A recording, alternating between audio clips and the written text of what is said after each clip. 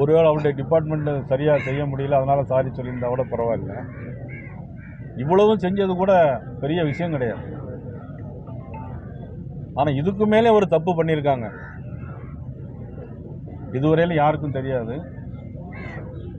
இதுவரையில் எனக்கு பெரிய மன்னிக்க முடியாத தவறு என்னன்னா, இந்த சிறப்பு காவல் படையை காப்பாற்றுறதுக்காகவும் தலைமைச் செயலகத்தில் யார் சொன்னாங்கிற அதை மறைச்சும், தலைமைச் செயலகத்தில் யார் சொன்னாங்கிறத இன்னும் வெளியிடலை, யாருங்கிறத சொல்லலை. ஆனால் இதை விட கொடுமையான விஷயம் என்னென்னா, ஒரு போஸ்ட்மார்ட்டம் ரிப்போர்ட் கொடுத்துருக்காங்க இன்னைக்கு. அந்த போஸ்ட்மார்ட்டம் ரிப்போர்ட் என்ன தெரியுமா சொல்லியிருக்காங்க? ஏற்கனவே இவருக்கு இதயம் பாதிக்கப்பட்டதுன்னு சொல்லியிருக்காங்க. எவ்வளவு பெரிய கொடூரமான செயல் இது!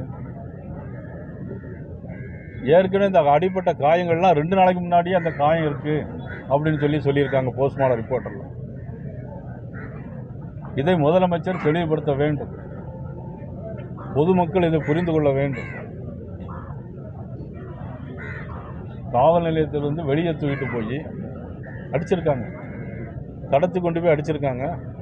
அதை கூட இருந்து வீடியோ எடுத்த சதீஸ்வரனுக்கு இப்போ கொலை மிரட்டல் வந்திருக்கு.